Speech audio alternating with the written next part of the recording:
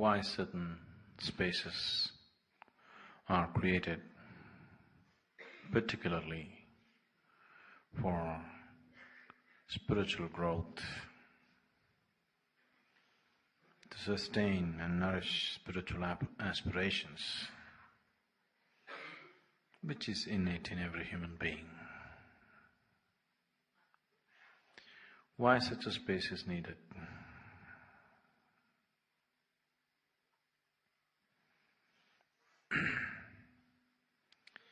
Because once we create a place where 100, 200, 1,000 people have to live together, it comes with its problems. You cannot avoid the problems. If you have to put 1,000 people in one place,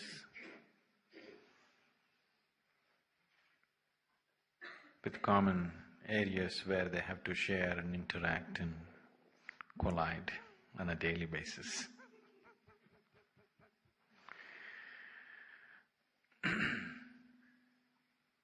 There are bound to be problems.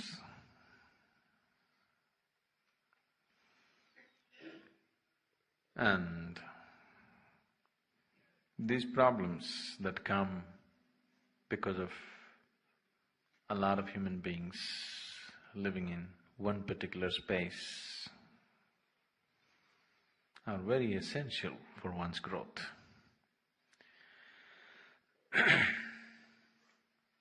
In the sense,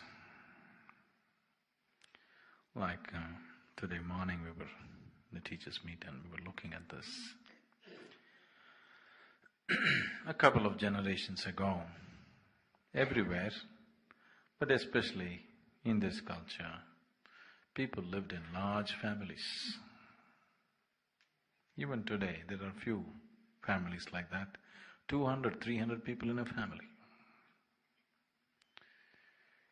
If 200, 300 people have to live in one house, where every moment you're close to each other in so many ways, even the air that you breathe you have to share with people around you.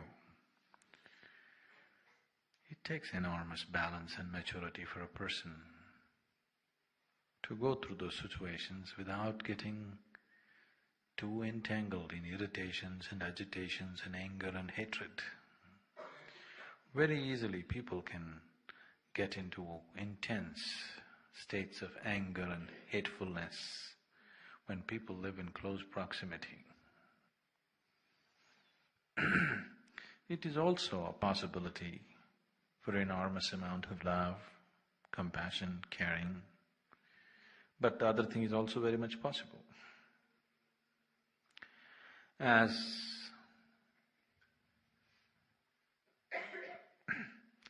I don't want to blame everything on education, but to a large extent, because the way the modern education is being imparted, slowly living with people is becoming more and more difficult. So initially family meant mother, father, grandmother, husband, wife, children, uncle, aunt, their children, their children, their children, their children, a huge group of people. Then slowly as we became more and more capable of being irritable, more and more unacceptable within ourselves, more and more individualistic, then we thought family means me, my parents, husband, wife, child. Then slowly we thought family means, we dropped father, mother, the family means just husband, wife, children. Slowly it's going further, in Western societies it's reached a certain point. In large Indian cities also it is going in that direction. Today family means just you. Even two people cannot exist in the same house for long periods of time. Either they have to break up or they have to go away and come back. Of course, they have fashionable names for this. Oh, we need our own space. There's a whole wide space in the existence. Why you need your own separate space? But always I need my own space. So what is it that needs this space? What is this that is constantly clashing with other living beings around us? Definitely this being is not in conflict with anybody. It is only the limited things that we have identified ourselves with which can be conflict with somebody else or something else. Anyway, once a person says, I want to grow spiritually, he is talking in terms of throwing away all limitations and reach towards boundlessness.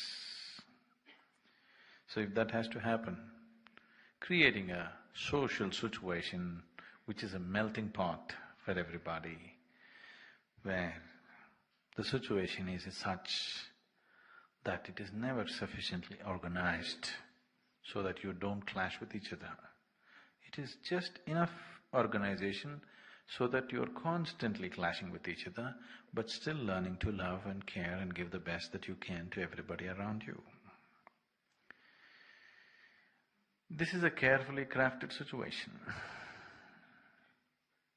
just to keep it sufficiently confused, not allowing it to go into absolute chaos, but enough confusion to frustrate you constantly on a daily basis. Enough confusion to keep you constantly looking, what the hell is all this about? Enough confusion to make you wonder every day, is this all worthwhile? But never enough confusion to make it totally chaotic. Never enough organization to eliminate all confusion and everything crystal clear, no. It takes a lot of effort to keep it in this level of confusion.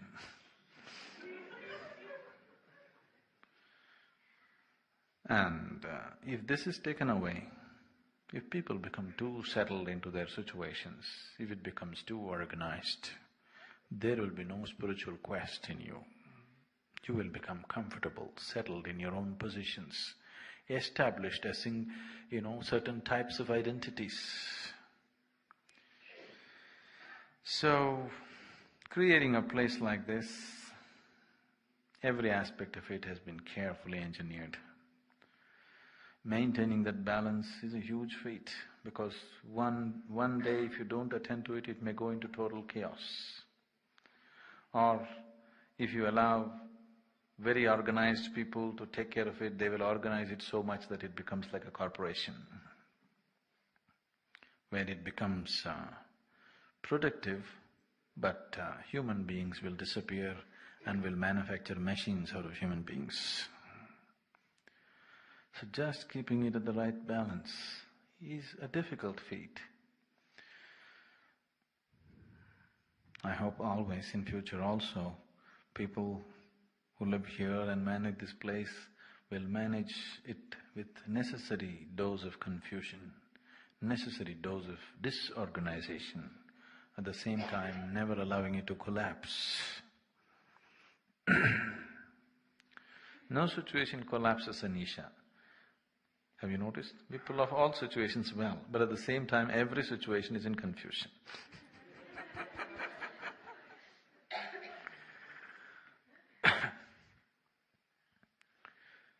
Now,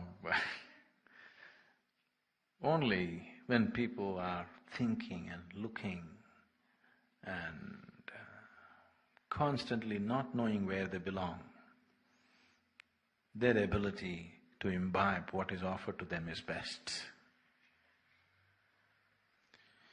Now, if people become absolutely focused, that would be fine. But that focus is rare. People only tend to become settled. Settlement means no moment. Now, living among these people with a certain dose of confusion constantly can become extremely frustrating for some of you, that you keep wondering if the whole effort is worthwhile. That is why, to offset all this confusion, to offset this disorganized way of approaching things,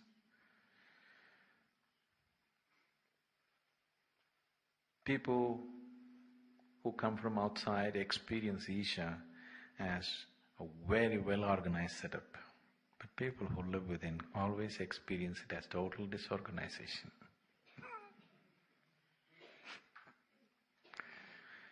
People who come from outside, they always believe our programs, our situations are very wonderfully organized. But people who live here always believe everything is absolutely disorganized.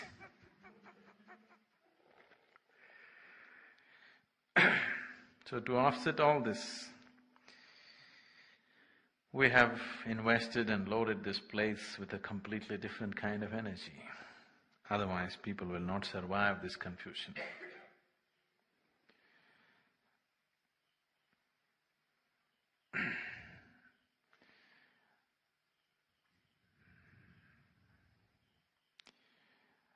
When I say loading this place with a certain energy, I think many of you should be aware of it, though you don't have a clue how it happens.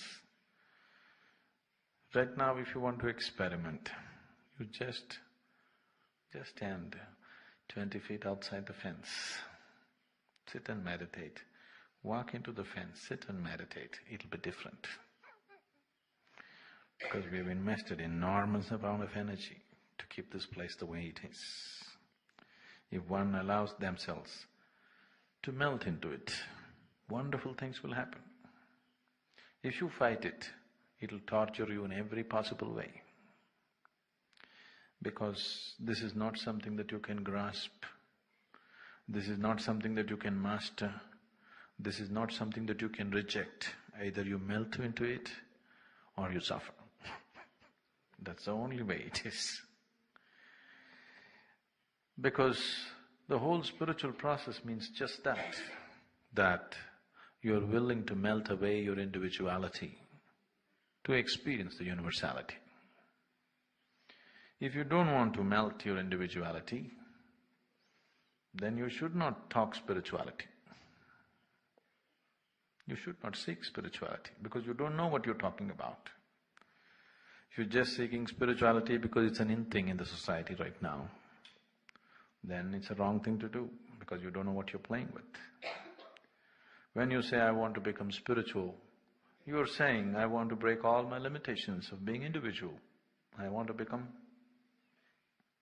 unbounded. That's the statement when you say, I want to be spiritual. But you want to be spiritual and you want to maintain your limitations. You wear your limitations like decorations around your neck, then you will simply cause suffering to yourself.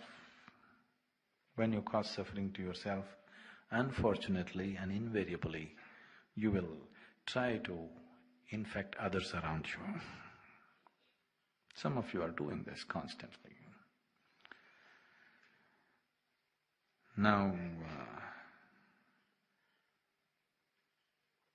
living in a space like this means you have already made up your mind that I want to dissolve, I want to become one with everything, I want to know my ultimate nature. This decision should be made, only then you must enter the space. If this decision is not made,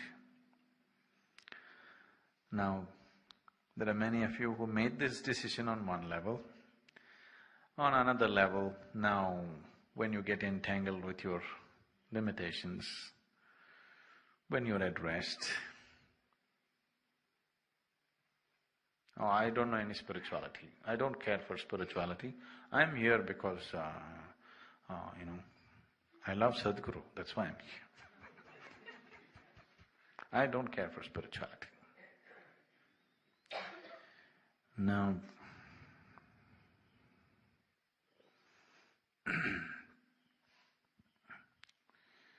you need to understand this. When you say, I love Sadhguru, You must understand, your love is not for some person. When you say Sadhguru, that means a dissolving agent, a catalyst to dissolve you faster. So if you say, I love Sadhguru but I don't want to dissolve, I don't like spirituality, then either you are mentally deranged or you are somebody who jumps whichever way you like according to your convenience. So both these things are not good. Once you decide to enter a space which is dedicated for a spiritual process, your whole effort should be to dissolve all your limitations. You're on a rail track which goes this way, but you're struggling to go this way. The whole momentum has been pushed this way. The engine is going this way. The bogies want to go this way. Then it is only going to create struggle. You will not go this way. You will anyway go this way. But you will go with struggle. Instead of going with joy, you go with struggle. So once you sit with me, that's the only option you have. Whether you like it or you don't like it, I am only taking you this way, towards your dissolution. Either you walk through it joyfully, or you suffer and cry, we'll drag you and take you. But we won't let you go this way. So, the space has been created with a certain understanding, above all with an enormous investment of energy. The kind of thing that cannot be taken away by people, the kind of thing that will last for a very, very long time. Especially now, this generation of people who are here, they must do these things with utmost joy and gloriousness because there are certain advantages right now which will not be there later. The energy will be still there, the guidance will be still there, but there are certain advantages now that will not be there later. At least nobody will tell you jokes. Whether you cry or laugh, it'll be yours in future.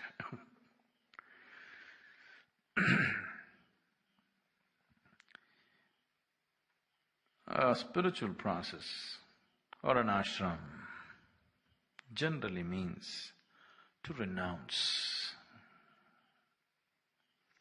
The moment I use the word renounce or renunciation, people think in terms of how to give up the mother-in-law, how to give up the wife, how to give up all the things that we don't like. How to get rid of something that is burdensome in our lives. This became a joke. People used to travel to Varanasi in India because it's considered to be the holiest of the holy places. When you go to Varanasi, you are supposed to renounce. That was the idea. But people, as usual, have their tricks. So, today there is a custom or a practice going on. People, many Hindus travel to Varanasi and they usually give up some eatable that they don't like. Most of the people give up bitter gourd and come. They actually do this. They give up bitter gourd and come. Anyway, they can't stand it. You can give up your neem ball and come. Now, renunciation is not about giving up this or that. Renunciation means you have renounced your likes and dislikes. You have renounced your discriminatory process in your mind. There's a very beautiful story. Ramakrishna Paramahamsa used to tell this story very often.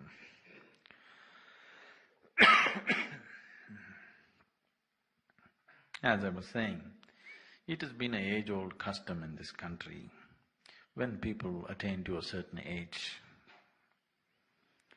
they renounce everything and go away.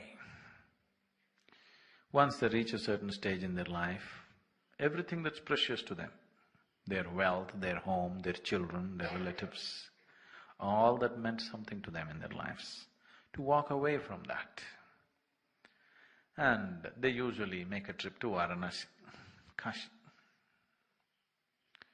So old people at the age of 60 generally walk away.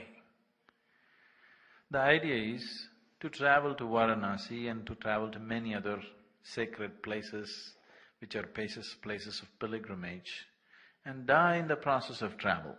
Or sometimes, if life doesn't leave you, you come back very old. Let's say from here to Varanasi is about 3,000 and odd kilometers. Walking on the way, there are many temples and pilgrim places. By the time you visit this whole thing and come back, it may take 8, 10, 12 or 20 years, depending upon how you walk, how much scenery you watch around you, you know.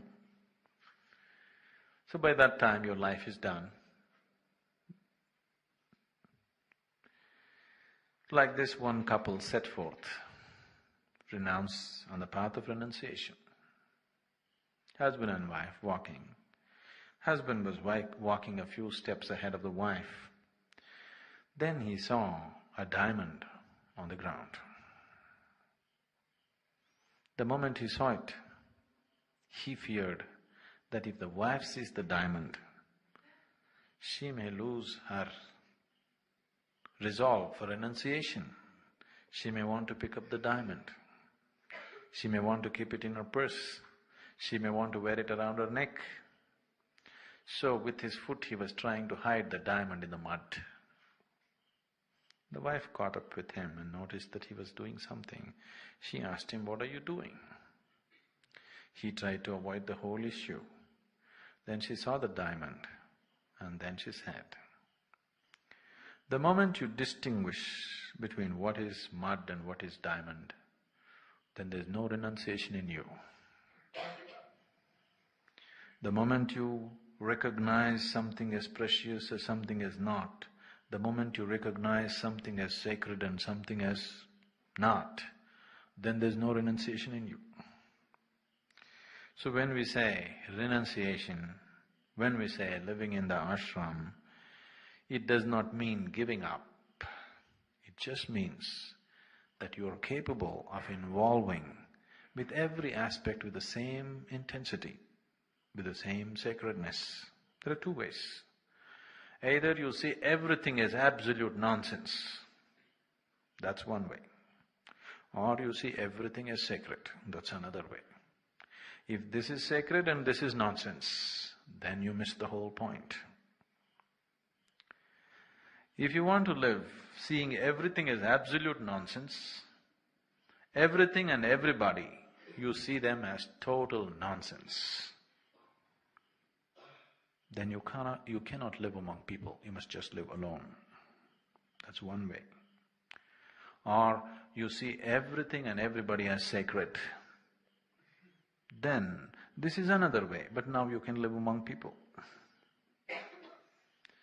Either you're involved with everything totally without discrimination, or you are not involved with anything at all, including your body and your mind. That's another way.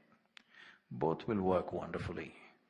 But right now, for most of you, the way you're made, your mental makeup and the social situations in which we live, it's better to see everything as sacred rather than seeing everything as nonsense. Both are true. Both are wonderful means, but we must choose what we are ready for, isn't it? If you see everything as total nonsense, then you have no sense of involvement with anything, absolutely, including your own body, including your own mind, including your own emotions. You don't attach any importance to anything. Or you attach utmost importance to everything in the existence. You don't make a distinction between mud and diamond. Everything is diamond for you. Both ways it works. But here in this ashram, we have chosen to see everything as sacred. Because if you want to live among people, that is the way. So renunciation does not mean giving up what is inconvenient for you. That the whole world is doing anyway, isn't it? Isn't it so? The whole world is always willing to give up that which is not convenient for them. Everybody renounces what they don't like. Everybody renounces what is inconvenient for them. That has no significance, has no value to life. Especially spiritually, it doesn't mean anything. So, once you need to understand, all of you, once you step here, whether you sit here for 2 days or for the rest of your life, you have made the mistake of sitting with me. Once you made the mistake of sitting with me, you are on the spiritual path. Either you walk willingly and joyfully, or you cry and yell and will drag you anyway. It would be nice for all of us if you walked this joyfully. It would be pleasant for the world around us if you walk this joyfully.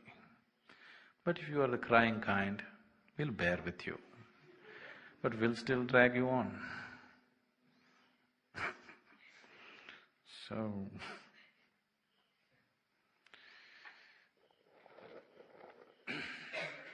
any questions?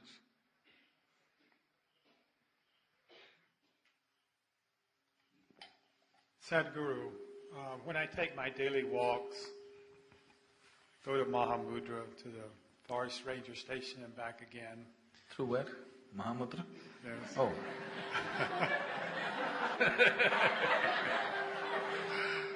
I never thought that was a walking place. As soon as I step outside the ashram, there's a very distinct and strong energy shift that I feel. And I wonder what's going to happen when I go back to the States.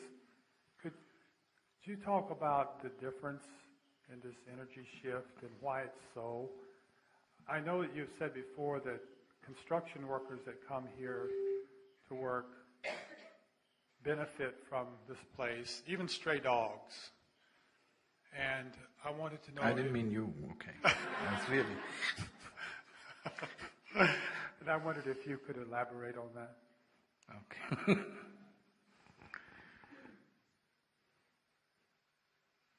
Now,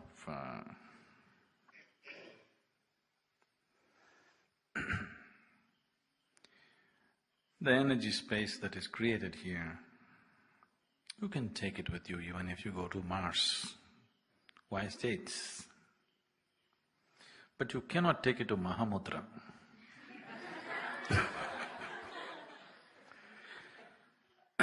Because obviously,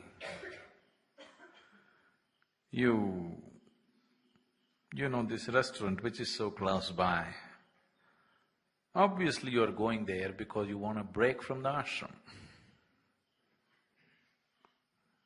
In your very attitude, you want to get away from this place, that's why you're going to Mahamudra. You can take it to Mars, but you cannot take it to Mahamudra. That's the beauty of the whole thing. So whatever is available here, like you say, you notice a difference. Now, this energy, this space, this support, you can take it anywhere you go. But Mahamudra, no. Not because there is something wrong with that place. It is just that you are going there because you want to escape this. If you want to escape, you escape. What you will escape is just everything that is possible within you. You will escape from that. You will develop strategies of self-defeat. The whole world is busy doing it. Because when I say the whole world is busy setting up strategies of self-defeat, just look at the way people die in the world.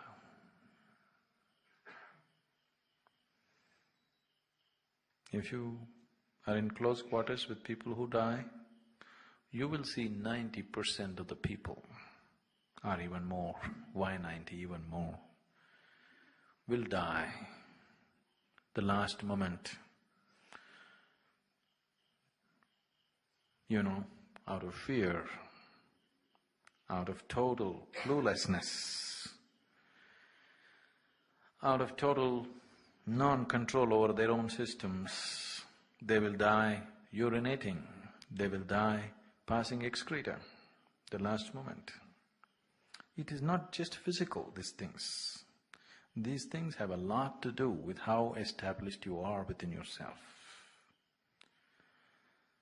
What you have done to yourself with the process of life. Have you been self-destructive, or have you made something out of this? This is…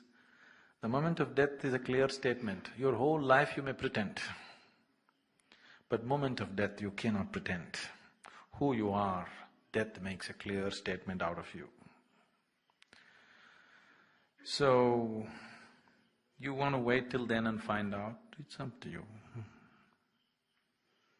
But if you have any sense, you should do something with yourself now, not setting up strategies against yourself. If you try to avoid that which is a means to your ultimate well-being, definitely you're a self-destructive person, isn't it? If you try to avoid it, even if you try to take a break from that which is for your ultimate well-being, then you're self-destructive in some way. Now you want to eat a different kind of food, that's different. You want to breathe fresher air, that's different. You want to get some exercise, that's different. But you want to escape the situation, that's very different. So that's why I said, this space, this energy, you can take it anywhere you go, but only Mahamudra. You can't take it when you're trying to escape it.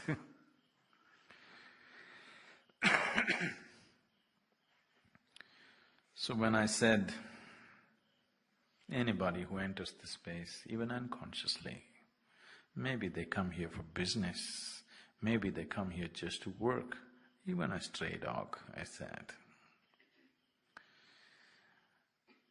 I know we can very easily pass this off as coincidence or maybe so many other explanations.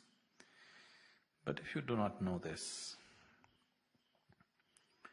every other farm in this area, see, we are not so large, it's just a small piece of land in terms of animals. Every other farm in this area, with all the securities and electric fences and everything, they have been broken in by animals, wild animals like elephants and other animals. Not once have they done that to the ashram.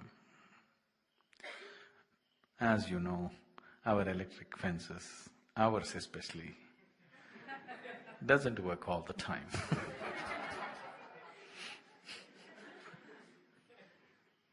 Our maintenance department is doing its best, but it doesn't work most of the time. But not once, in 14 years' time, not once. 12 years? Okay, whatever. Not once have they come. Even if they came through the gate, went out of the gate.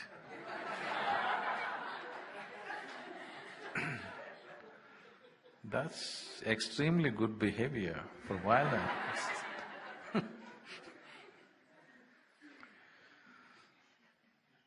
I'm not saying they have all become meditative. No. But in some way they're influenced. Or maybe they don't like our food, so maybe they're going to Mahamudra.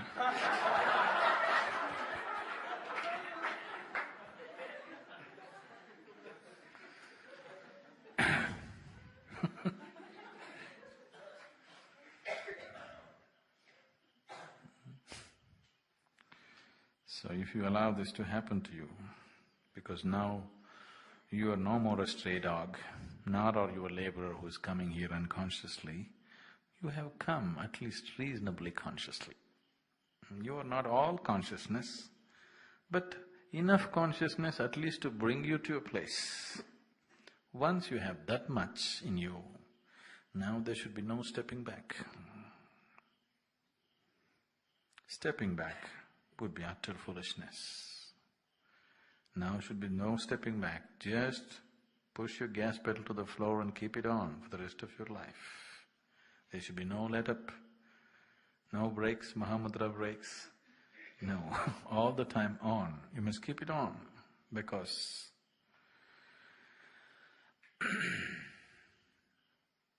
what many beings take lifetimes of sadhana to get to, we're trying to create a situation where it should happen to you in this life. So, it needs undivided attention, otherwise it won't happen. Well, what should I do? What should I do? What you do is not the point. How you do everything is the point.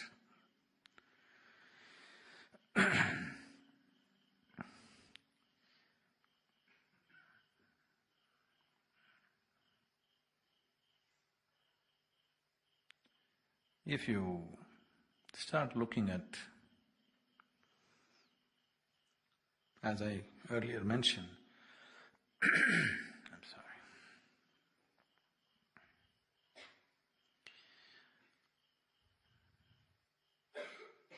Say living among 100, 200 people on a daily basis, interacting with them on a daily basis, when so many people are there, you know you have to bear with so much.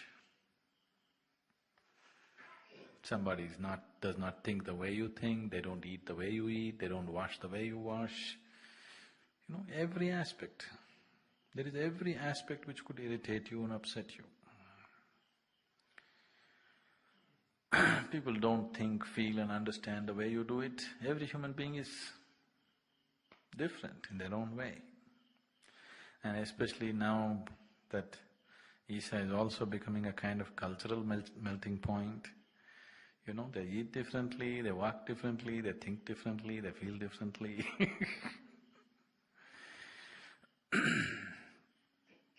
If you give in to this, then living together with such a large group of people will lead to insanity. If you just give in to this process of liking and disliking what people are doing and not doing, then surely it'll push you towards insanity.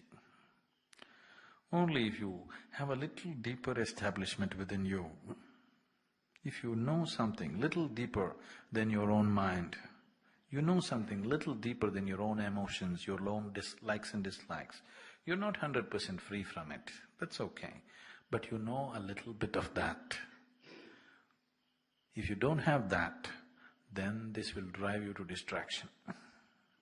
If you have that, every day you go through the whole struggle but it doesn't take a toll on you, that's a good situation. That you are not oblivious to the struggles around you, you go through all the struggles, but still it leaves you untouched. This is good for your growth. If you're oblivious of the struggles around you, that's not good for you. Then you are like a stray dog. A stray dog doesn't know the sufferings that are happening around him. You're aware, you're involved in these struggles, but still you go untouched. That's good. Or if you become a struggle yourself, then again you're lost. So to be involved with everybody's suffering, everybody's nonsense, everybody's limitations, and still to go through it untouched. To have sufficient involvement and caring and everything, but still to go untouched. This is a very good training ground to establish your spirituality. To be spiritual means to know something which is beyond the physical.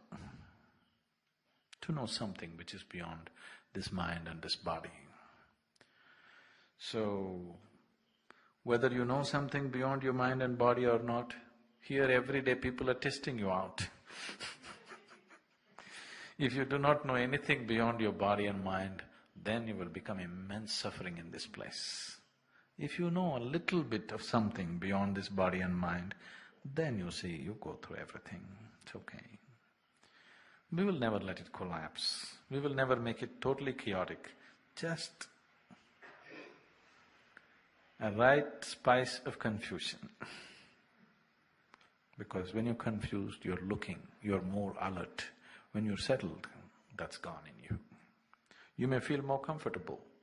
You may have a false sense of establishment. See, people are trying to achieve this sense of establishment by creating securities around themselves normally. Make a family, secure job, secure life situations, secure social situations. You feel good. But you constantly live with the fear that if any one of these things are taken away from you, you will become upside down. You have noticed, and probably you yourself have gone through this, people who are living wonderfully today, tomorrow simply because somebody died or their property went away or something else happened, you find them absolutely broken and finished. Yes? Haven't you seen this again and again in the world? Or probably you yourself have gone through this. So this kind of establishment is not going to take you through life and beyond. The moment you say, I'm intending to be spiritual, it means that you have long-term plans for your life. Your life plans are not just between birth and death, you're thinking beyond. That's what it means, isn't it? Once you start thinking beyond the body, that means you have very long-term plans for your well-being. Yes. You are not settling for short-term plans, you have very long-term plans about yourself. So if that is so, the most important thing is to at least establish a little piece of something in you which is beyond your body and your mind. If you don't have that, this place will be a huge suffering. So if you're suffering, you must know that you need to do some sadhana to establish something within you. Not to fall upon somebody, not to bite at someone who is around you, not to complain about everybody around you. You must understand, you need little more sadhana, you need some inner establishment. What I want you to understand is, if all we were aiming for is spiritual evolution, all these things would not be necessary. Some simple process, slowly you would evolve. We are doing all these things where if you are not in the experience, if you look at it, seem to be violent and insensitive. We are doing all these things because we are not looking for evolution. We are seeing how to mutate you from one dimension to another, quick. If we are seeking evolution, we could have slowly done it. All these kind of drastic methods wouldn't be needed. I would become even more drastic by nature, by my understanding, and left to myself, I would be maybe many-fold more drastic. But this is how much the social situations allow. If you go one step forward, there'll be too much problems. So, in a certain way, I'm terribly held back because there is an outside society which we have to face and which we have to be in tune with to make things happen here peacefully. And now all of you have become your own kind of society. So you don't need any external, you're not reading newspapers or magazines, so no outside gossip is coming. But you have sufficient gossip inside the ashram, isn't it? Isn't it so? So this has become a society of its own. So even this society, unfortunately, is not 100% open to everything. Even here we have to do things carefully. That's very unfortunate, but that is the realities of life. I'm not a dreamer, So, with just doing work just to the extent, if you push it a little more, there are many people here who will get very upset about little things. So to maintain this social order and the larger social order, it's a huge compromise. The outside society situations we can't change overnight, it's not in our hands. But if this society becomes more mature, more understanding, more centered within themselves, not bothering and meddling with what's happening with somebody else, I could become a little more drastic, become a little more forceful, make growth a little more compulsory. Even now it's compulsory, but I could make your growth so much more compulsory that you cannot escape it, if you allow me a little more freedom as to what I can do here and what I cannot do here. Don't bring all the limitations of social living that exists in the outside society into this situation. Here at least, let people be the way they want to be. We don't, we don't deviate from for what purpose ashram is set for, established for. If you create a situation that nobody deviates from for what purpose this place is established for, then making this a much bigger possibility than what it is becomes a reality. But when people keep deviating from the basic purpose for which the ashram is established, using the situations for their own purposes, then the whole possibility comes down. But I know when 100 human beings live in one place, all these problems exist. I'm not averse to it. I'm not afraid of it, nor do I want to run away from it.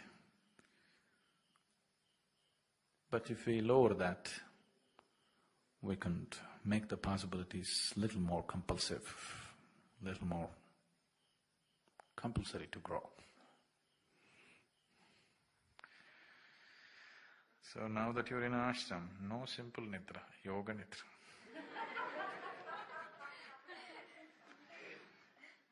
You don't know what's yoga nidra? Nidra means sleep, yoga means you know. So, when you sleep, you simply sleep. Don't try to do any funny things with it. Like I was telling them in the morning, I know you have been told before you go to sleep, somebody tells you sweet dreams. Okay, nightmares.